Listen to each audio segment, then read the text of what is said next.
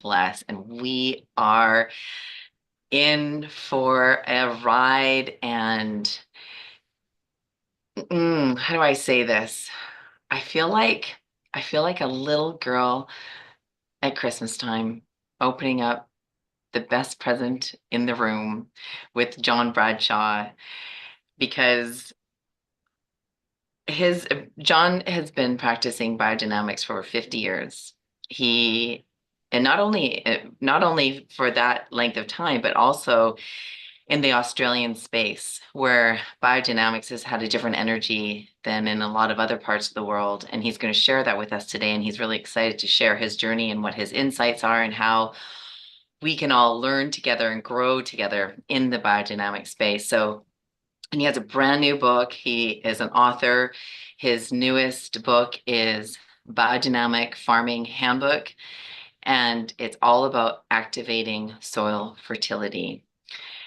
Um, he retired from farming in 2020, and he is now on a mission, I think. And I don't even know if this is true or not because I didn't ask you. John, is just my sense. So apologize if I'm overstepping.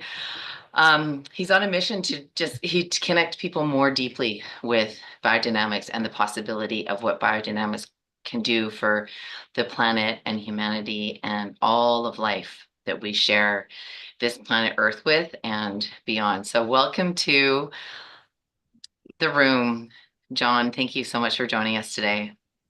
Thanks so much, Natalie. It's a wonderful welcome, and I'm very excited to be part of the Soil Summit um, and to link up with people in America because I've had, apart from traveling widely in Australia and visiting many, many biodynamic farms as well as my own, I've also travelled in Europe to a lot of biodynamic farms there and connected, but I haven't been to America in that sense. So this is really good opportunity. That's exciting. Well, that's really exciting because I've seen your name float around a lot in the biodynamic space, and you've kind of been on my wish list to have a conversation with for a long time. And Right. I'm in Canada, so and the audience in the room today is from all around the world, like we were saying, and a lot of our community is in America, though. So this is a gift for everybody in the room, for you and That's us. right. So Yeah, thank yeah. you. Um, John, I just would love for you to share. We were talking a little bit before this conversation about just like the story and the ethos of biodynamics and how it's shown up around the world and how different it of an experience it has been for you in Australia. And so I was just wondering if you could just open up with maybe what it is about biodynamics that you really, really love and how you see it, like where it is today and what's so special about it in your heart. That's a very big question, isn't it? I guess when I was in my late teens, I got quite depressed about the state of the world, the environment, and so on. Of course, it's a lot worse now, but even then I was, a bit despondent. But I got into contact with the Australian biodynamic movement. Uh, Almost immediately, my whole outlook changed. I realized here was something real that could really transform nature, could save the environment in effect. And I'd like to go into the environmental aspects a bit more later, perhaps. But that totally turned me around. Meeting real down to earth biodynamic farmers and seeing the success they were having and how their soils were totally transformed and their plants and their animals and so on. Um, I guess, should I outline briefly what happened in Australia? That was Do, a bit. yeah, tell us about the history of biodynamics in Australia. The leader of biodynamics in Australia was called Alex Podolinsky. He came in the late 40s to Australia after the Second World War, and he came with the ambition to put Rudolf Steiner's wish into practice. Rudolf Steiner's wish was that biodynamics become, even though it wasn't named in Steiner's lifetime, the term biodynamics came later. But for those of you who don't know, Rudolf Steiner gave a series of lectures on agriculture in 1924, which preceded the organic movement by maybe 15 or 16 years. It was the first modern organic movement basically launched. And his wish was biodynamic farming should become the primary method of farming on Earth. No matter what people's background, that just ordinary farmers should adopt it. So Alex came to Australia with that ambition. He started on a cherry orchard on the edge of Melbourne, enormously successful using the biodynamic preparations, which are all, we'll go into those a bit later perhaps, all natural products that revitalise soil. One of them particularly brings light into plants. Now, we had some very bad wet years in the 50s in Melbourne. All the conventional cherry growers were wiped out. They had white rot everywhere. Alex's cherries were the only ones in the Melbourne market a few years because although he had white rot spores flowing through his orchard from neighbours, he was using one of our biodynamic preparations called 501, which is made from very finely ground quartz crystals. It's only used at the rate of 1 gram per acre, so minuscule, but it brings increased photosynthetic activity. It can transform a plant from being full of water and floppy into full of light and upright, and it just won't get sick. Then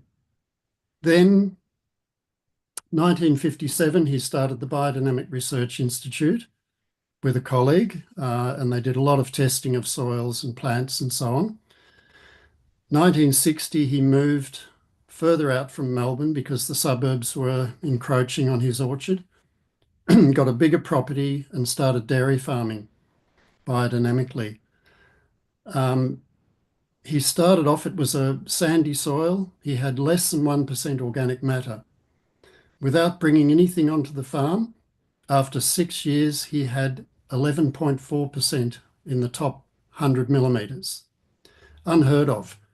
Even at 1 metre depth, he had zero organic matter. After 6 years, he had 2.4%.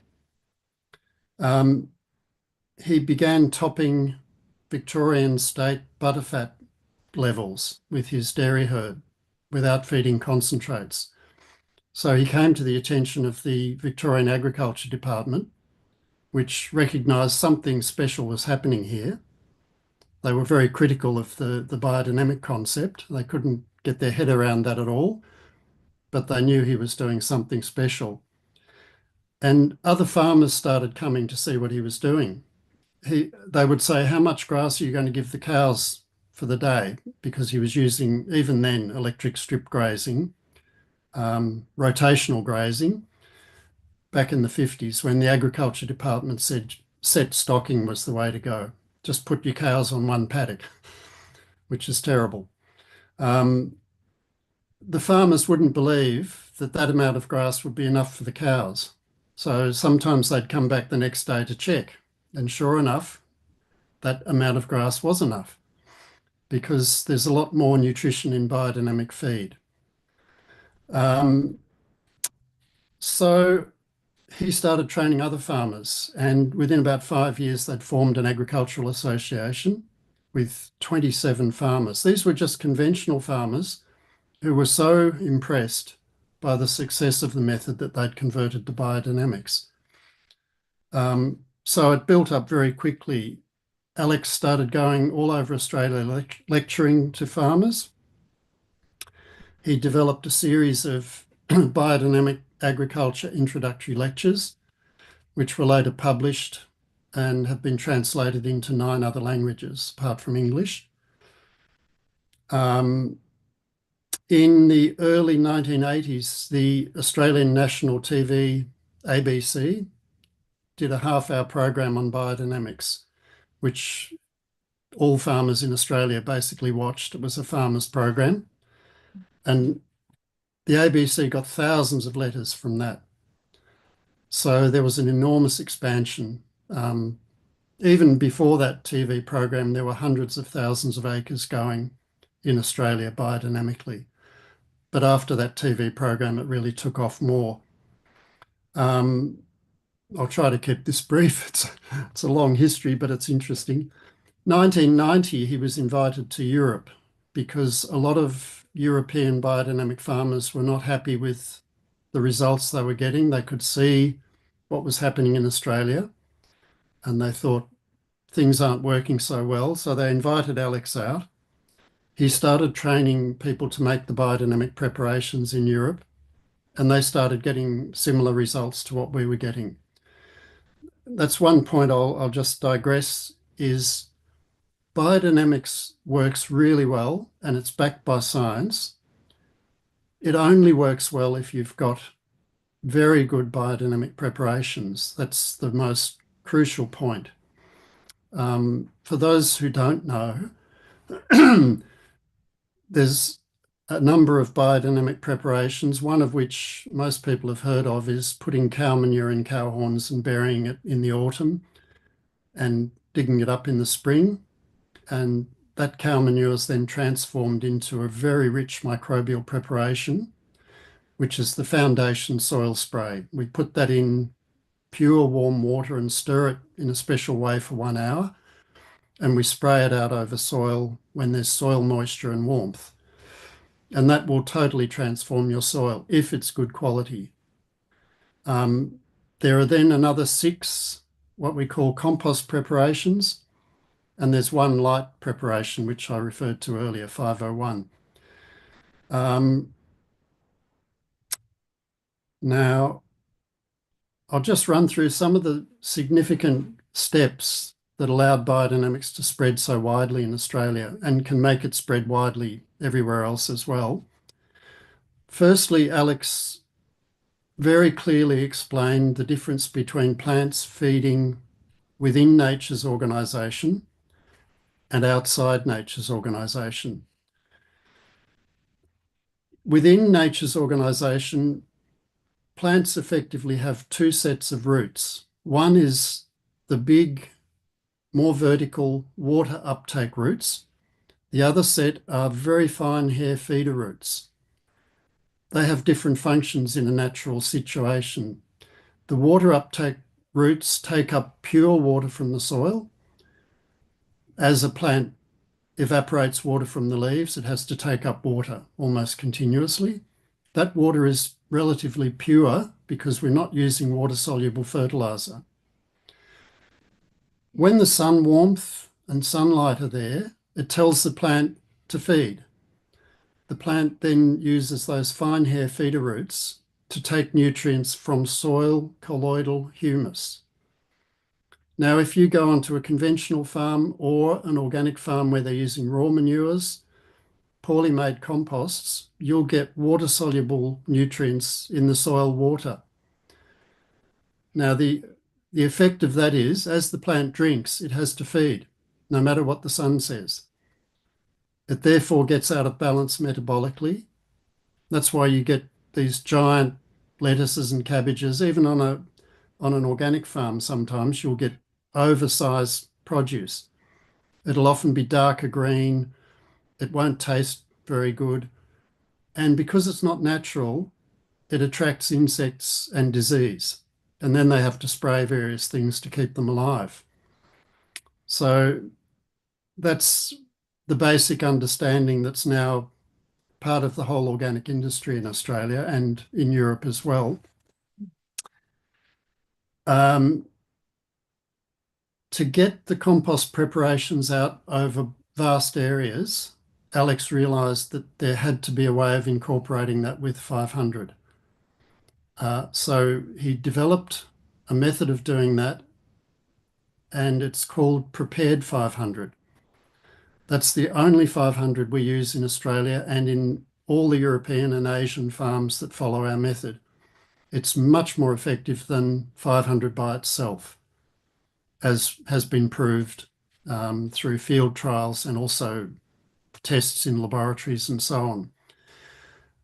The second really important thing was when Steiner gave those initial lectures, he was asked when he told people they had to stir for 1 hour to make a deep vortex in the water, like you put your 500 in the water first, you create a deep vortex, and then you break the vortex, create a vigorous chaos, and stir in the opposite direction, and you keep doing that alternately for 1 hour. Now you can imagine if you've got a 400-acre farm or a 10,000-acre farm, totally impossible. Those first 27 farmers, however, were doing it by hand. That's how dedicated they were. But to get it on a broad acreage, we had to have a stirring machine. And one of the farmers invented one of those back in the 60s. That design is used worldwide now. It replicates all the best qualities of hand stirring, but it does it by machine. And the other thing was spray rigs that could get it out over thousands of acres quickly. I think the record in Australia is 1,600 acres in one day. So the machinery's there, and that's what you need to get biodynamics really spreading over the earth.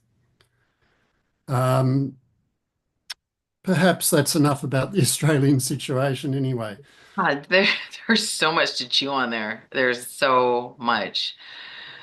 John, one of the things that stood out is when you said we need to make very good biodynamic prep. So what is a very good biodynamic prep? And how do you make one? Okay. It's people often ask me when they come to training days, where do I get the cow horns? That's their first question. And I say to them, if you want to learn to play the piano, is your first question, how do I make a piano? You get the best piano you can afford and you get training. So it's exactly the same with biodynamics. It's very difficult to make good preparations. It's certainly almost impossible for one gardener or farmer to make their own. It's much better as all over the world people get together in groups to do it, and then they distribute the preparations to farmers. Steiner gave the original directions for how to make the preparations. He then appointed various scientists to test that. Lilly and Eugene Kalisko were two of the early ones. They proved that Steiner's suggestions, even though they sounded strange, were valid. They actually worked. And then Dr. Ehrenfried Pfeiffer, who I think is pretty well known in America, was another one who really refined the method of making the preparations from Steiner's original indications. He came to America. He was a leading biochemist and did quite a bit of good work in developing biodynamics in America. Alex, when he started making preparations, learned from Dr. Pfeiffer. So I'd very much recommend people go back to the source. Actually, Alex did improve with a few of the preparations, and he and Dr. Pfeiffer exchanged preps over a decade or more until Pfeiffer died in 1961. And then, of course, Alex has prepared 500. That's a really important thing. I think some people are making that in America. Can you tell us how to make those? How to make that? What's the difference between It's Oh, them? well, just briefly, but I won't go into too much detail. But when you dig up the cow horns in spring, after they've been buried with the biodynamic cow manure in them, so every detail is important. It must be biodynamic cow manure, which is totally different from conventional cow manure, for instance. You put that in the storage boxes, surrounded by peat moss and so on, for a few months.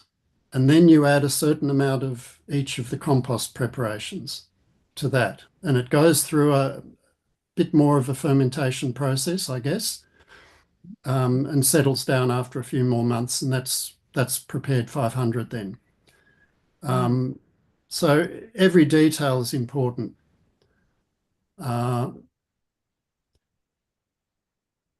I think going back to Pfeiffer's, a lot of Pfeiffer's techniques are still very valid, but I think Hawthorne Press in England is translating a very good book by Vincent Masson, who's written about how to make the biodynamic preparations in French.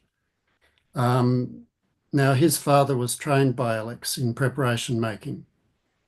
He was one of the first Australian method preparation makers in Europe. There are probably at least half a dozen there now. So that book, when it's out in English, will be a very good guide, I think. That's exciting. And You see, just sorry to go on about that yeah, more, please but do. in some European countries, they changed the whole thing. After Pfeiffer went to America, they sort of forgot about him, unfortunately. Some countries decided they would start drying the preparations because they reasoned, well, when you pick herbs, you dry them, so therefore we'll dry the preparations. But they're completely useless if you do that. Hmm. There's a very good organic research organization in Switzerland. I won't give the full name in German, but its acronym is FIBL. They did 14 years of testing comparing organic, biodynamic, and conventional. After 14 years, they had no difference between organic and biodynamic. Now, in the late 90s, I think it was, Alex Podolinsky visited Feeble and asked to see their preparations. All their preparations were no good. Their 500 was foul smelling and so on. It was no wonder they had no result. After that, they started using preparations from one of the Italian makers trained by Alex. Another 20 years went by and they've now published a compilation of the results, very strongly in favour of biodynamics. So that just shows you how important that is, the quality of the preparations. It's like the quality of compost is the topic of a lot of conversations in Heart Uh-huh. and Soil and in the different conversations that people have just across the board. And the quality of the compost, they say that, yeah, they're uh, wow.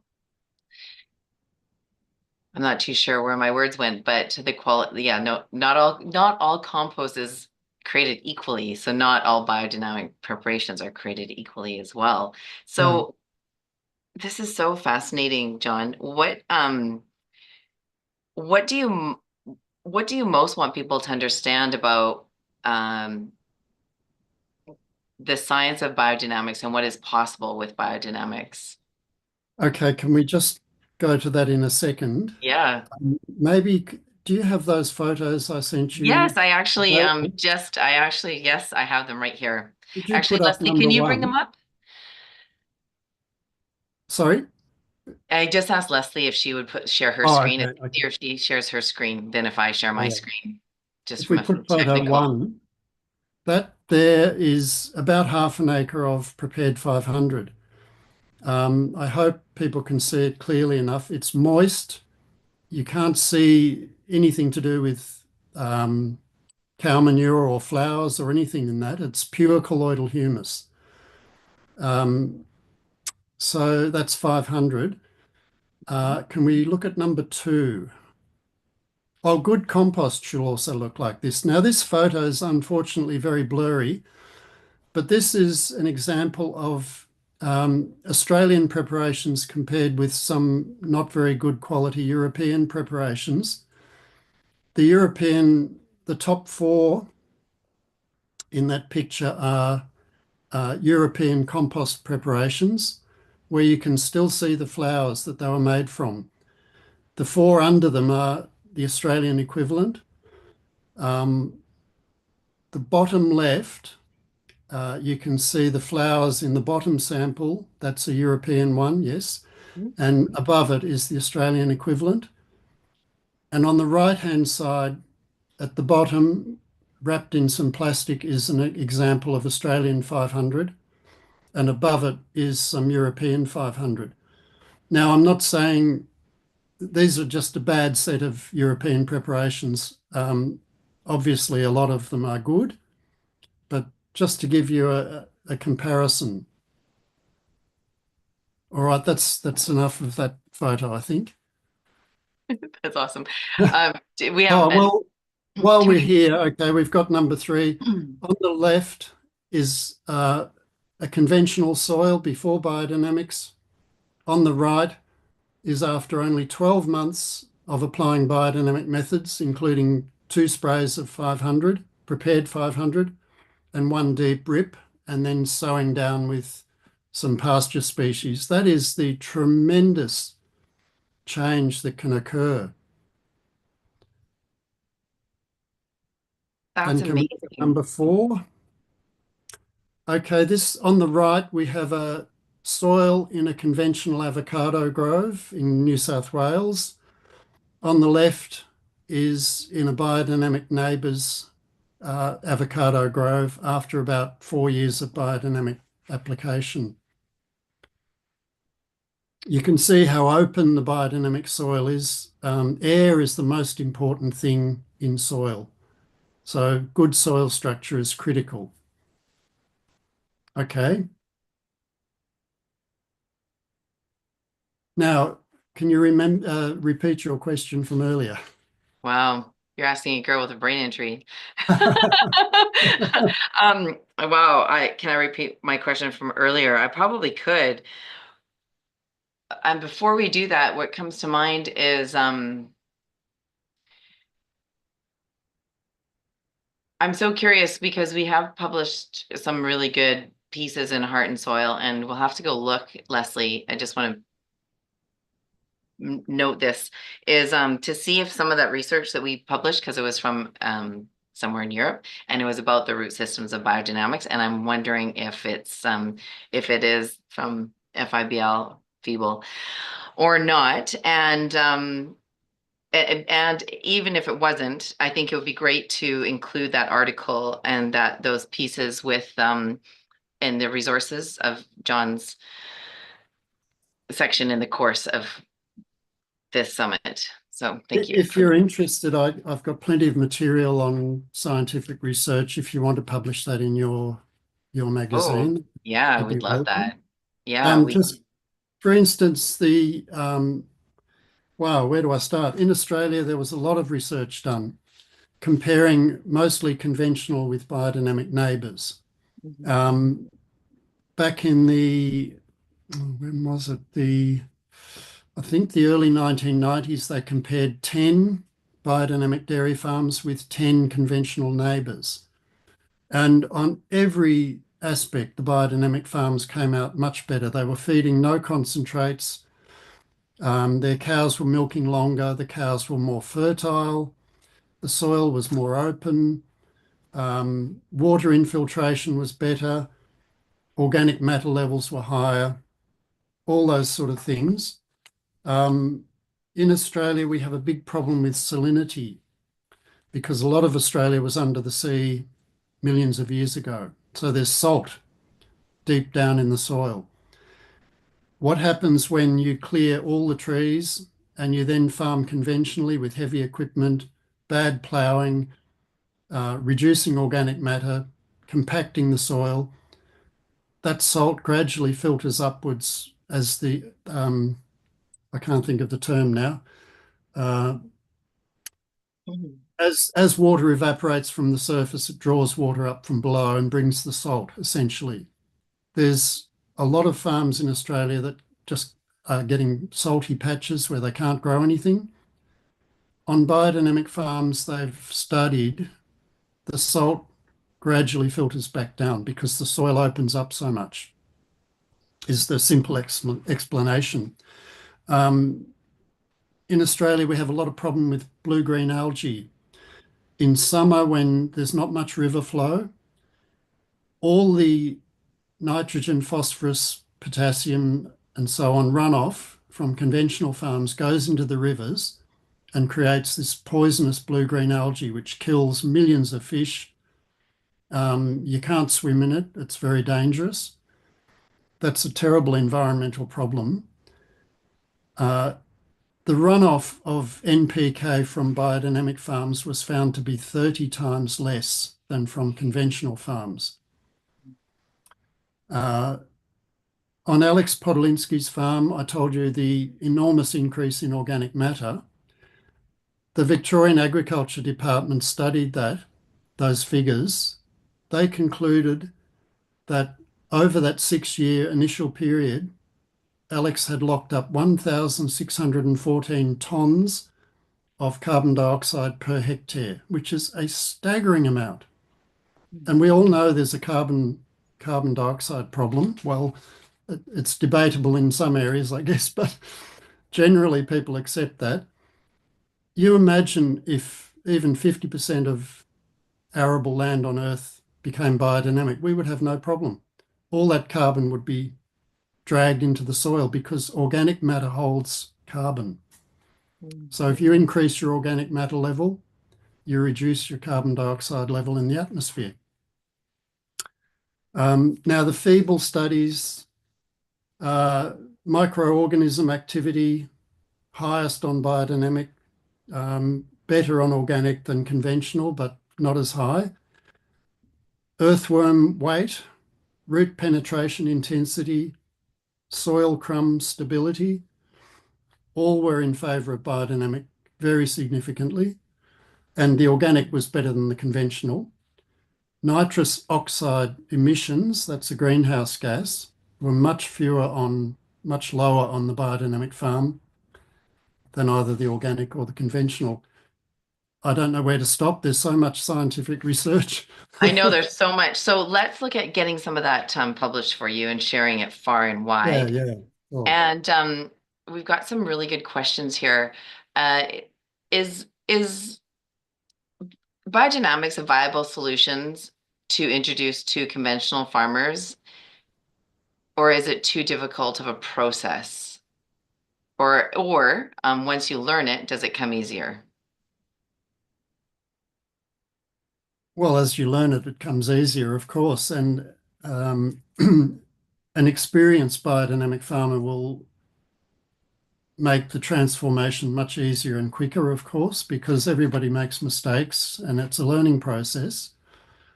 But with proper training and good preparations, it's a very good alternative for a conventional farmer.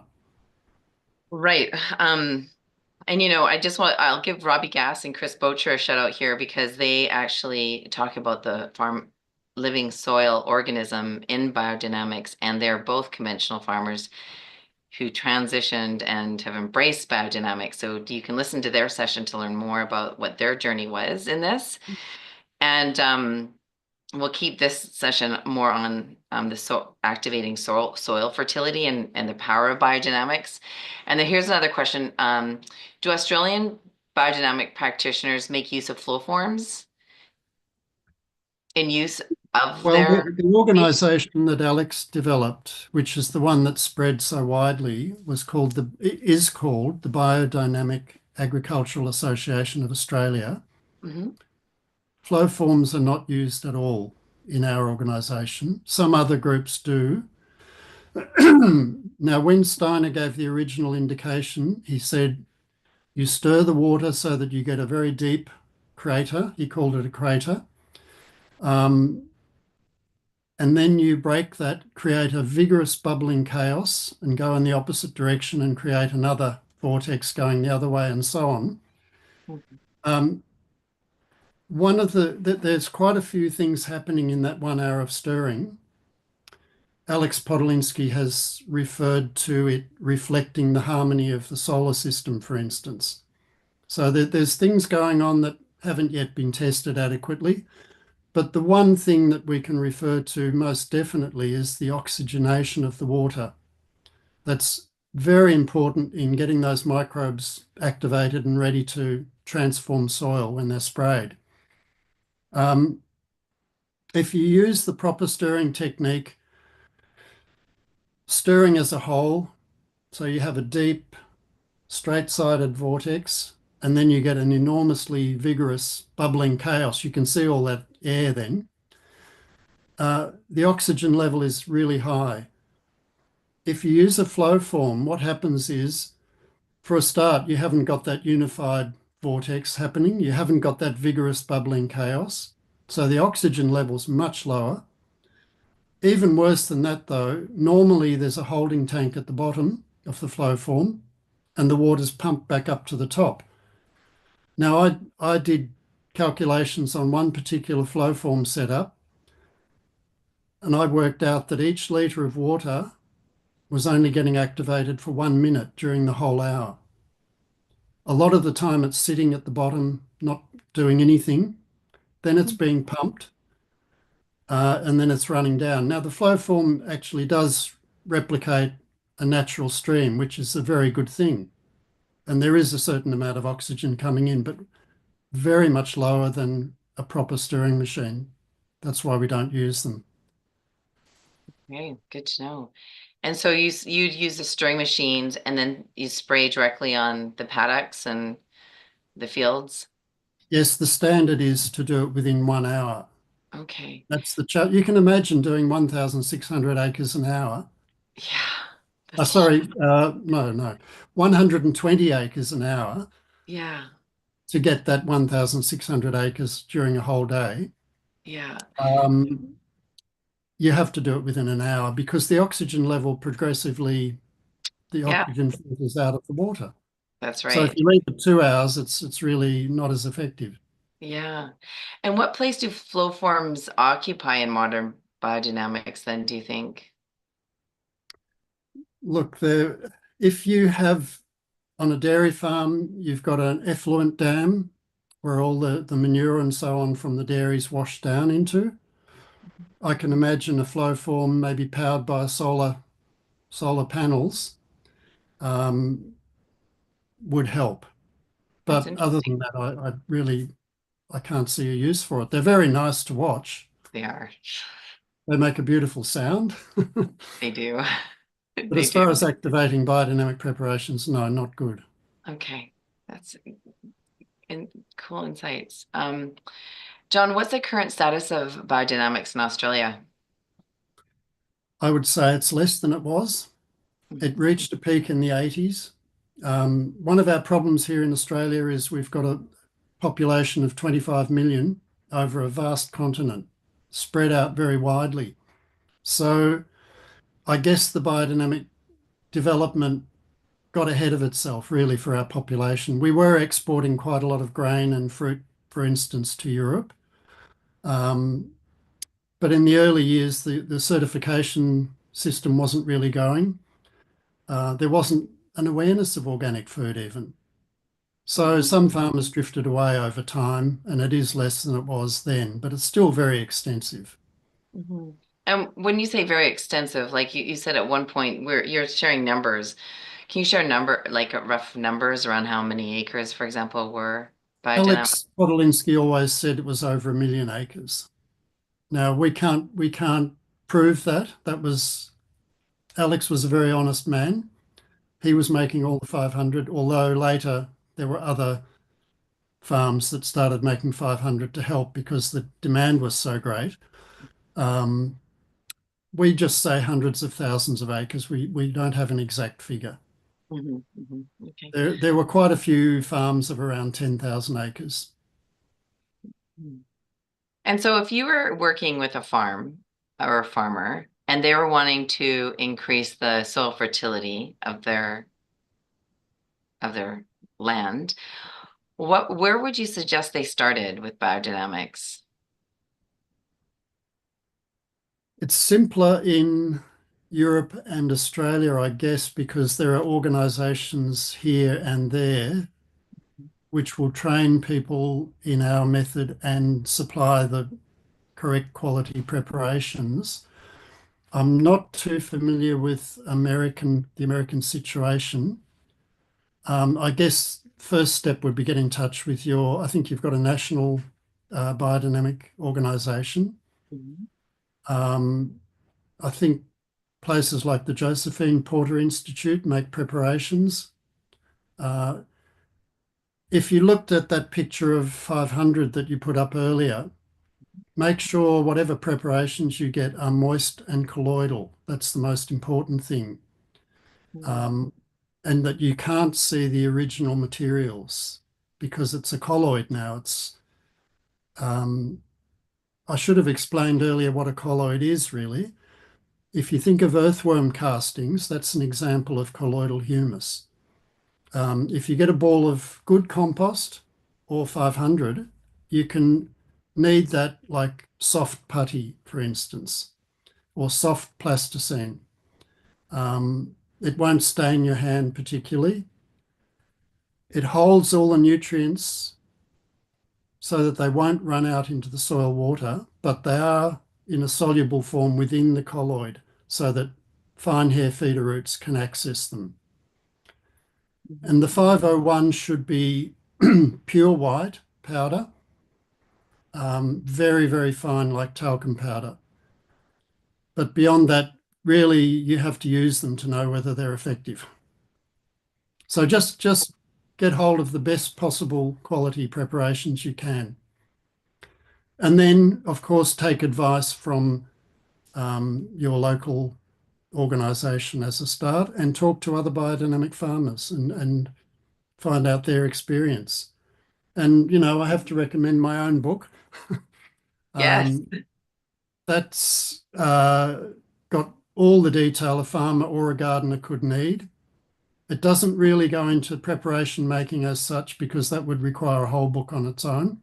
And Mhm. I don't recommend individuals try that. Mhm. But if you're wondering what biodynamics is, the first section is all about understanding biodynamics, what it is, how it works, why it works, the scientific backing, how you transition from conventional or organic into biodynamic, certification issues, and so on. The second part is all about practical application. So how you stir, how you store the preparations, how you stir them, how you apply them, green manuring, cultivation, all the aspects. You see, it's not just the preparations. There's a whole method with biodynamics that's built up. Mhm. Um, if you use rotary hose, for instance, in the wrong way, you'll totally destroy your soil structure. So you have to choose carefully what implements you use and how you use them.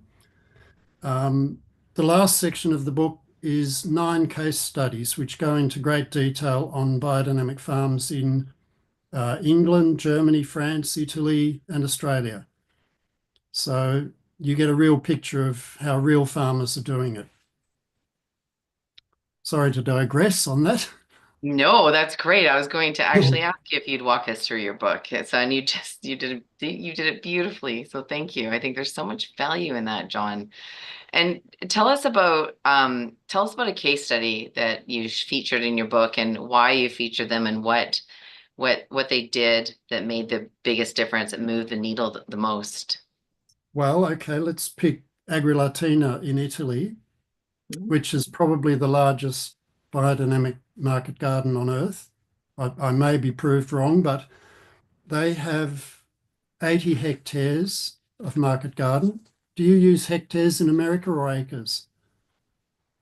We use acres mostly. Some people know hectares though, but we use I acres. would say 200 acres of market garden. That's an enormous market garden, particularly for Italy.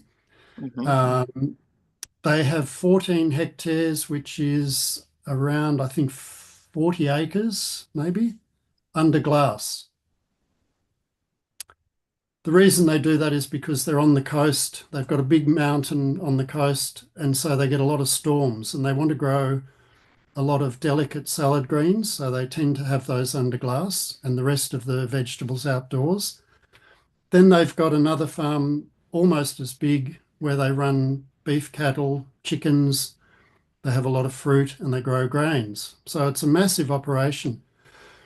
They initially went organic and they were organic for 6 years. They've got a sandy soil and they had 0.6% organic matter, which is very low. After 6 years of organics, what do you think their situation might have been? 0.6% organic matter still, no improvement. Wow. Alex Podolinsky visited. Uh, Actually, they sent two people to Australia because they didn't know whether to believe him or not. He took them round a lot of biodynamic farms and they were convinced. They went back, they started practicing biodynamics. Within 6 years, their organic matter level was 4%. So they produce magnificent crops there. So I guess that's why I included them. I can show you a picture. I should have sent it to you earlier, but can you see this? Is Yep, that clear enough? pretty clear. The bottom soil is their sandy soil before they started biodynamics, and the top darker soil, that's what it turned into. Wow, and you can see the how light in color the pre-soil is and how dark and rich and Yeah, humusy yeah, and that's just typical. post-soil. Demeter International had a conference in 1999 um, where they visited Agri-Latina, and they were just blown away by. They dug into the soil and they found biodynamic development down to 80 centimeters, Mm. almost a meter. Um, they're so big. They have the big European supermarkets from many countries come to them each year. They sit down together and work out what their needs are for the next year. Agri-Latina sets the price. They're not depending on the supermarkets to tell them what they'll pay. They set the price and they have a flexible contract so that if, nature intervenes and a crop's lost or something, they won't be penalised. But they have 6 semi-trailer loads go out every day from their market garden. Wow, So how could I not include that? It's a wonderful story. it is. Um, and they also have a social program. They have a village in, I think, Somalia, Hmm. like a sister village where they go and they teach them agricultural things, seed saving, social organisation as well. It's wonderful. It's beautiful. Yeah. Absolutely beautiful. Katrina is a wonderful human who's kind of your neighbor in New Zealand, and Uh-huh. she does a lot of work with biodynamics. And her question is, she's wondering if there's a growing awareness of biodynamics for consumers, and also if there's a trend of biodynamics in being used in home gardening and workplaces and public parks and schools. Public parks, no. Uh, Within Steiner schools, there's usually a gardening teacher who works with the children biodynamically. Mhm. We've got, I don't know how many Steiner schools in Victoria, maybe I'd guess 7 or 8. So they usually have a gardening teacher who develops a biodynamic veggie garden and the children work in that and learn. Um, Growing awareness, I think it's been there for a long time in Australia. We started certifying Demeter in 1967. I think that was about 15 years before any organic certification began. So So it's is got a lot of history. And we could buy biodynamic milk back in the 80s in the local supermarket and mhm. biodynamic yogurt, for instance. Is Demeter certified the golden standard for or biodynamics in Australia? It is, it is. I think, well, Okay. that's worldwide, isn't it? It You'd is have worldwide. in America, I yeah. it is worldwide. I just noticed in some pockets sometimes they have more local biodynamics Oh, certified. So well, I was for just curious. instance, under our national standard for organic and biodynamic produce in Australia, there Mhm. are, I think, 5 or 6 different certifying bodies. Now, any of those, even though they're organic bodies, they can also certify biodynamic. Uh, Wonderful. but often they're using different preparations from ours, for instance. Hmm. So I guess, I'm a bit biased, but I think the Demeter is the gold standard. Yeah. Yeah. And of course your book, Biodynamic Handbook Biodynamic farming handbook, yes. Biodynamic Farming Handbook is a great introductory and just do a deeper, broader dive into biodynamics is a great start for people. And whereabouts is the best place for people to get that book? Okay, well, in America, Steiner Books Hmm. are distributing it. So that's Steiner Books, Steiner Yep. books.org. We'll put that into Um, the chat for everybody. yeah, Europe and well, almost anywhere else is hawthornepress.com. Mhm. And I will be selling it here in a couple of weeks through biodynamicgrower.com. I'm still waiting for it to come on the ship. It's actually arrived in America, Oh, but coming from England, yeah, it's that's taking a while. exciting. Oh man, I bet that'll be a happy day when you have that in your hands. Yeah, they sent me 10 originally. So that's why Hmm. I've got here to show, but the main bulk of them won't come for a few weeks. Yeah. Okay. What other introductory reading resources would you suggest for somebody who's wanting to learn more about biodynamics? I'd recommend Biodynamic Growing Magazine, Mm. which my wife and I published for um, 17 years. Uh, you can buy all 29 back issues. Uh, in America, it's $150 Australian, including postage. Um, in Australia, it's cheaper because the postage is much cheaper. That's a great resource. Many articles on actual biodynamic farms and gardens, technique, history, science, all those subjects. And for the next couple of weeks, you can go to bdgrowing.com and see those magazines and read quite a few free articles. And then it will transfer over to biodynamicgrower.com. Apart from that, Alex Podolinsky's Biodynamic Introductory Lectures, Volume 1, 2, and 3 are very good. And then he wrote another 5 books as well. So they're all available from my website too. And then there are a few DVDs as well. Awesome. Thank you for those Biodynamic suggestions. compost, converting conventional to biodynamic market garden. There's 2 videos on that. And then there are some by Alex himself. So Wonderful. there's plenty of material. Yeah. Thank you for those, John. And we are also doing a biodynamic composting workshop session on Thursday with Stuart Lundy Oh, from the okay. Josephine Porter Institute. Yeah. Oh, great. Excellent. Yeah. Yeah. We're really looking forward to that. Um, and this is coming from a biodynamic farmer and soul as well, Robbie Gass. What would you say Peter Proctor's Grasp the Nettle serves as an introduction to the method? Um, I've got the book, I've read it, and it's got a lot of good points. It's a slightly different approach to the Australian approach. I've got a feeling he is okay with using flow forms, for instance. I'm not 100% sure, but I think so. Yeah, I wouldn't recommend against it, but I personally, being an Australian method practitioner and advisor, I think that's, to me, a better method. It's the one that's spread most widely worldwide. Mm. It's had enormous success throughout Europe and Asia. Mhm, mhm.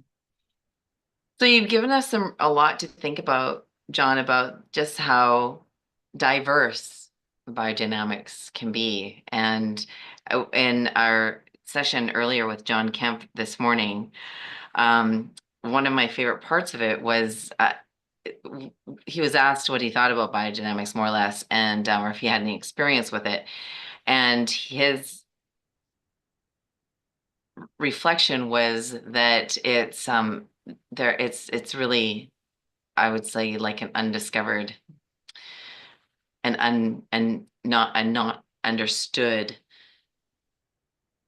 really powerful tool that's out in the world that that has been overlooked because it hasn't been amplified, and and partly because there's been sometimes just a lot of dogma around it and restriction. And even though the Australian method feels very, I wouldn't say restricted, but very dialed in to what has worked really, really well. It also feels very expansive in that you've taken the teachings of Rudolf Steiner and taken the understandings of biodynamics and just furthered it into the science, like what you said, the science of what is working, and I think that's really powerful. How um, there's there's different ways of doing biodynamics, and I don't know that there's necessarily a wrong way and a right way, because like you said, everyone has to start learning somewhere, right? Yep. What's the best horn to use? What do you have available? Yeah. Starting there. And I'm wondering, for people who are new to biodynamics, where would you suggest they start? Start reading, I guess, would be a good place to start. So you start to get a feel for it. But uh, as you say, it's a very broad spectrum, biodynamics. And when I was submitting my book to different publishers, they all had different requirements. One required that I review all the biodynamic literature that was available. So I had to buy a whole lot of books that I'd never seen before. Some were good, some were a bit strange. I have to say, one book said you have to have 8 cows and 6 sheep and, so many pigs and so many chickens. It was very prescriptive. Um, we're much more open. For instance, a vineyard in France that might only have 15 acres, and they were told by a biodynamic advisor in Europe they had to have animals. And it just wasn't practical. Their whole acreage was planted to vines. And Alex Podolinsky said, no, you don't. You don't have to. As long as you follow the method and you use the preparations, you don't have to have animals. Imagine all the birds that visit a vineyard, for instance. That's an animal content. Um, so start by reading, uh, approach your local, national or state biodynamic organisation, get to know those people, Mhm. find the best preparations you can get and start doing it, really. You learn more by doing it. We've been asked to write courses in the past. We nearly wrote um, a Certificate 3 course, which is a government accredited course in biodynamics. But we got to the point where we thought, really, it's better if people learn the basics and then start doing it and then visit other farms and so on, rather than do a course. What's that going to help? Mhm. Too much theory. Now, as far as being restrictive, well, you didn't say that about the Australian method. I would say we have a scientific approach. Like any new development, it will be thoroughly tested. When Alex developed this prepared 500, for instance, he did extensive testing, including with chromatography, to establish that it was actually much more effective than 500 by itself. The same with the stirring machines, the spray rigs, everything was tested thoroughly.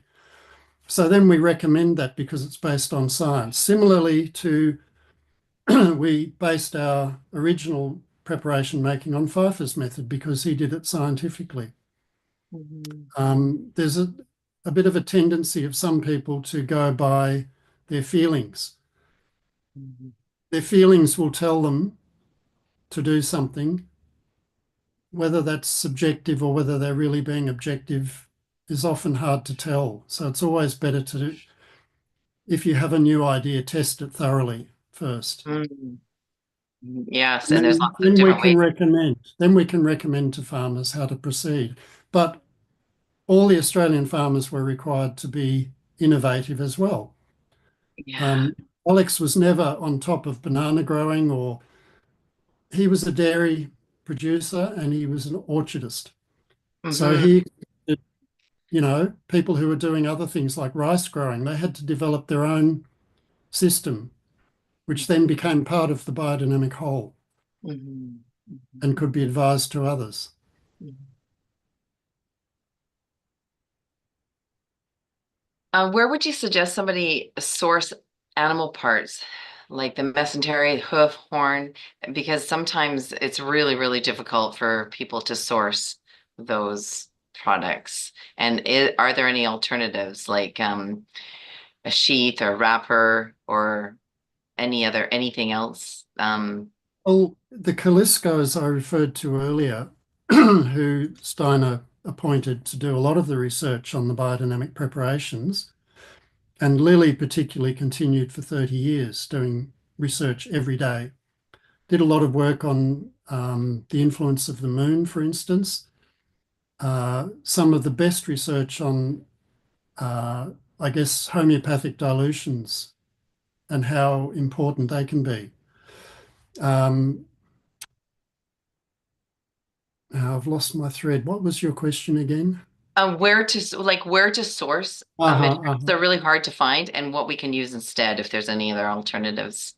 Yeah, what I was going to say about the Calliscos was initially they buried cow manure in cow horns, next to that in a wooden box, Mm. and next to that in an earthenware crock to see whether the cow horn had some, particular property. It was only the cow horn that turned that cow manure into a totally new humus called 500. The other ones didn't transform in the same way.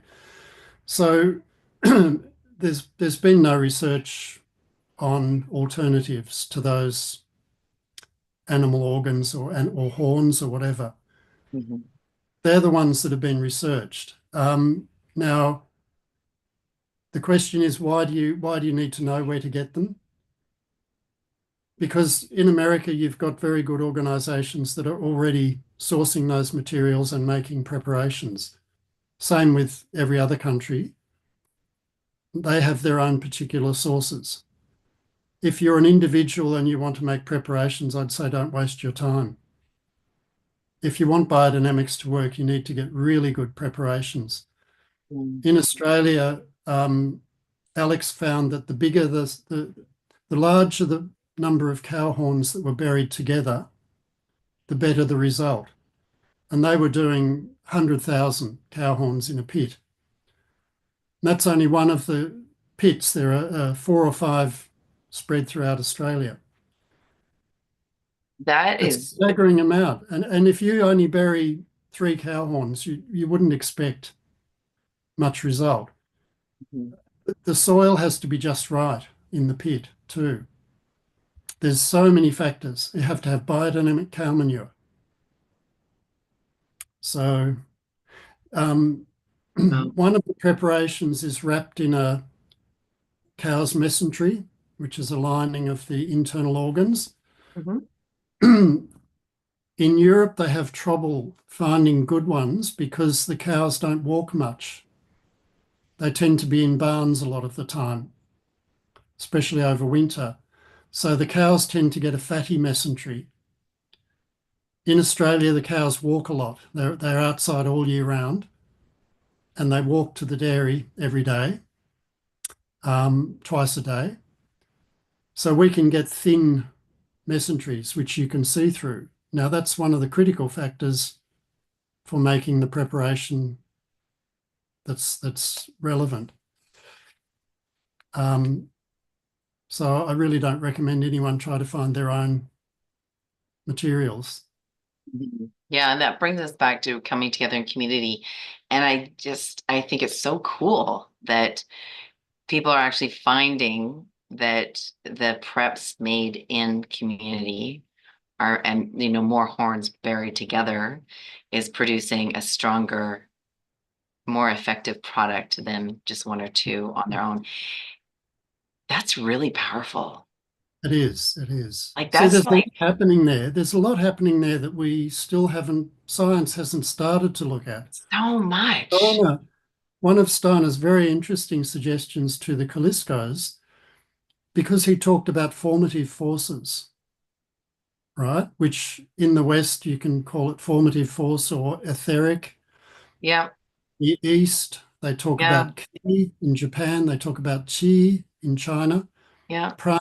In India, it's a Hmm. universal concept that there may be something called life force.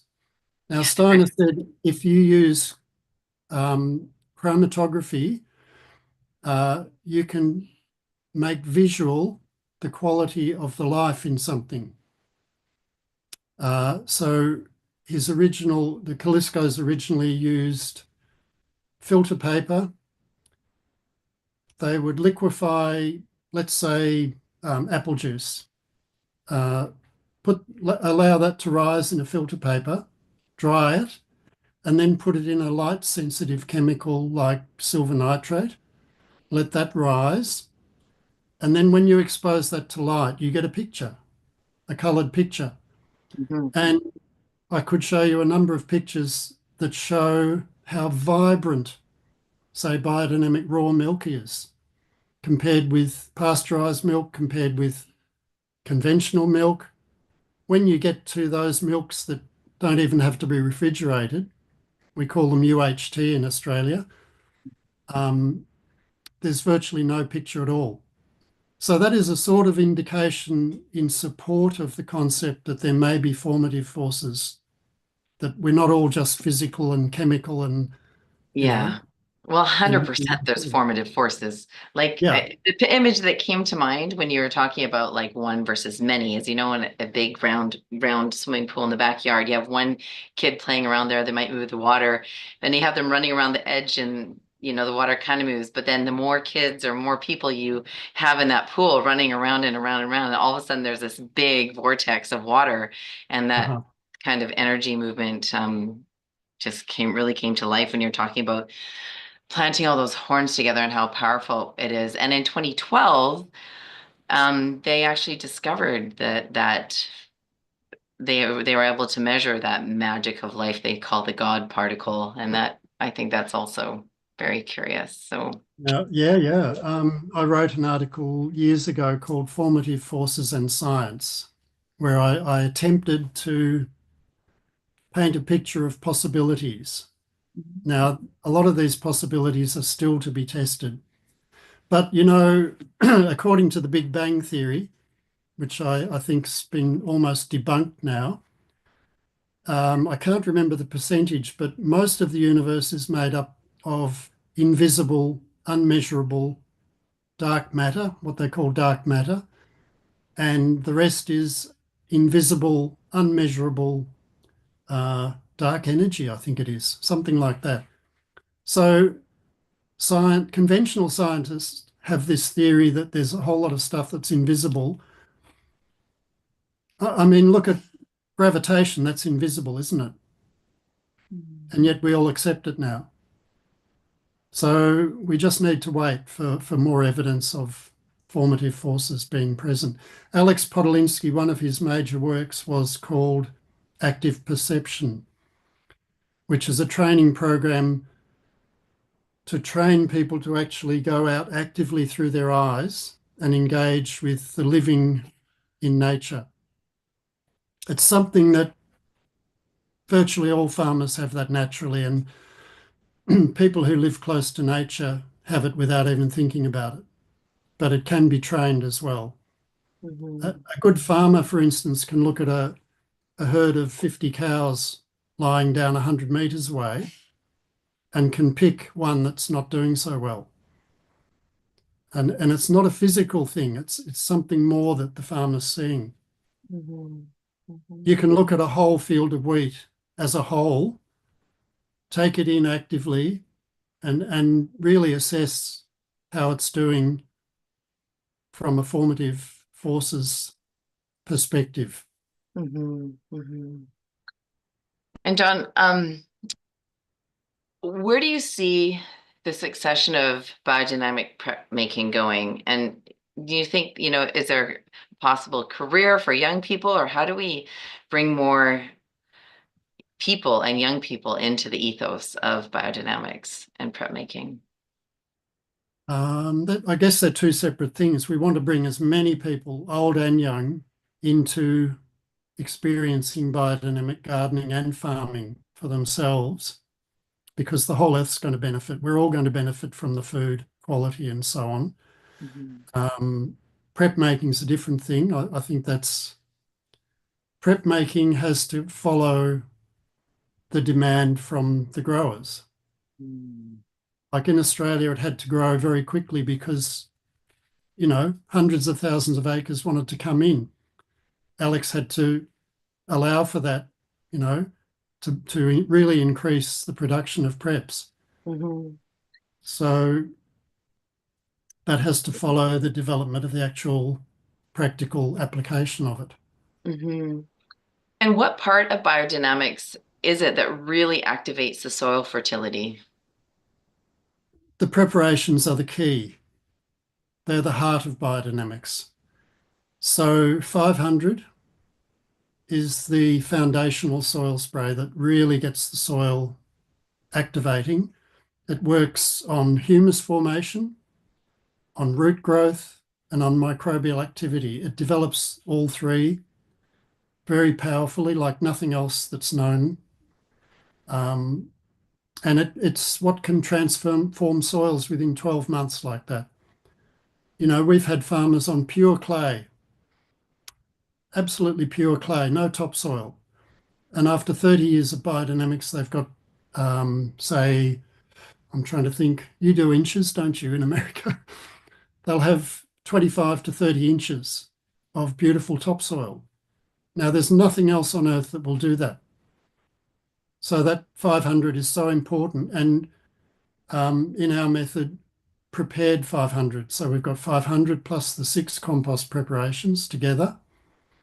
And then we've got the balancing one, which is the 501. So when you've got too much rain, too much moisture in plants, you apply 501 and that will transform them as if they're growing in a dry, sunlit climate all of a sudden. So when, say, calves on a dairy farm are scouring, their manure is very runny, you spray 501 on the pasture, it'll be upright within a day or two and the scouring will stop. It's so powerful. So the preparations are the key, but then around that central core, you build the whole biodynamic method, which, as I said before, takes into account green manuring, specific ways of doing green manuring, cultivation, biodynamic compost making. There's a whole lot of things that support the method. Rotational grazing, as I said, from the very start, like a very good development that's not necessarily organic is regenerative agriculture. I think you would have heard of that in America too. It's probably big Mhm. there. I Mhm. think that's a very good step in the right direction. One of their key points is letting grass rest, which we've been doing since 1950. Rotational grazing, careful rotational grazing, so the grass can regrow. Whenever you eat grass down, a corresponding amount of roots underneath die. Then the worms eat their way down, the microbes. The grass, if it's allowed to regrow, the roots will keep going deeper and deeper. That's how you can get very deep structure. And can I digress onto environment a little bit?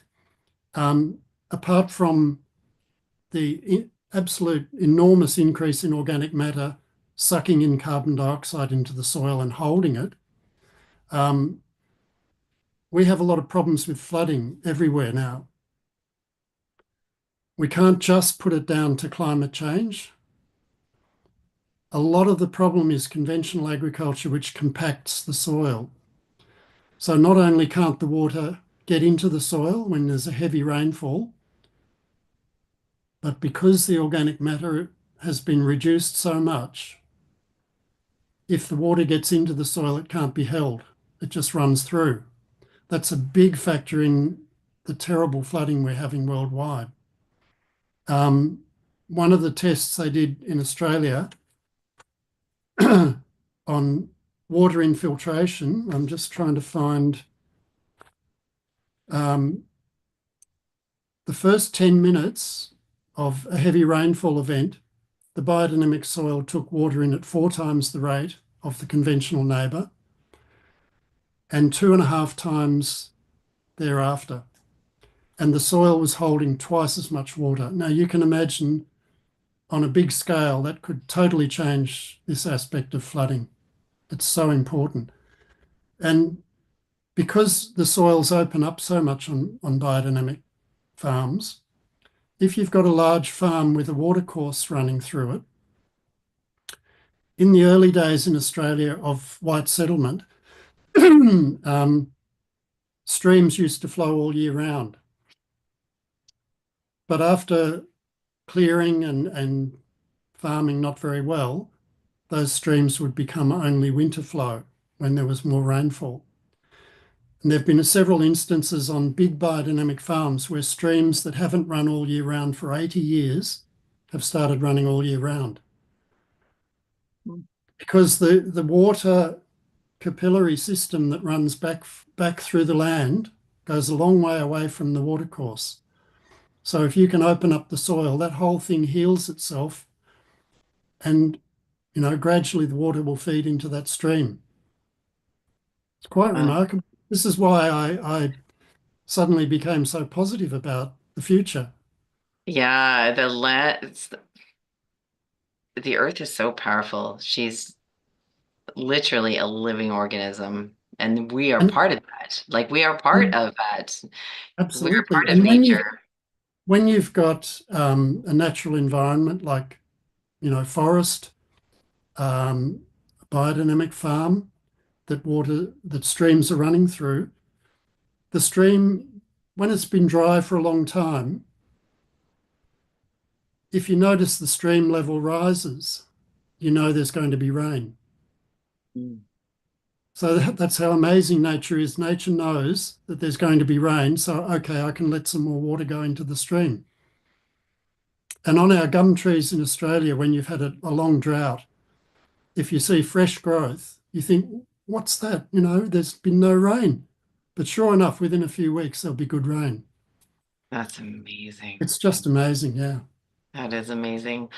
Well, John, we're at the top of 90 minutes, and I wanted to say thank you so much for sharing your heart and your experience with us today, and just giving us. I feel like there was so much richness in this, and at the same time, it feels like we just got a tiny drop in the I bucket know, it's of so frustrating.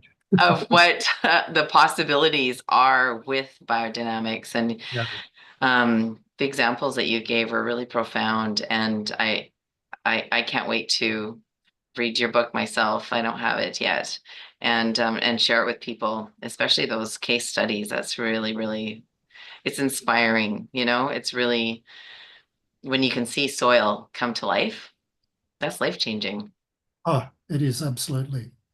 Yeah. And it's been a great pleasure, being part of this, Natalie, and thank you so much for the invitation. I hope people got something out of it, and I look forward to continuing our contact, and, maybe you can put some things in Heart and Soil. Heart and Would love to. Soil? Yes, Heart heart and and Soil? soil. Yes. Heart and Soil. What a great Yes. name. And I feel like we could have lots more conversations with you too, John. So anytime we can help you or amplify something for you, just please let us know because we would be happy to do that. And that's a pleasure. And to all the participants, if they wanted to reach out personally to me, if they can wait for a couple of weeks, biodynamicgrower.com will be up and running, and my email will be on that. So I welcome anybody continuing the conversation. Yeah, so John is actually he's putting a brand new website up. So if you want, if his current website, I'm going to tell them, okay? That's okay. Okay, it's I have permission. www.bdgrowing.com. Yeah. Is The current one, that'll be superseded in a few weeks by biodynamicgrower.com.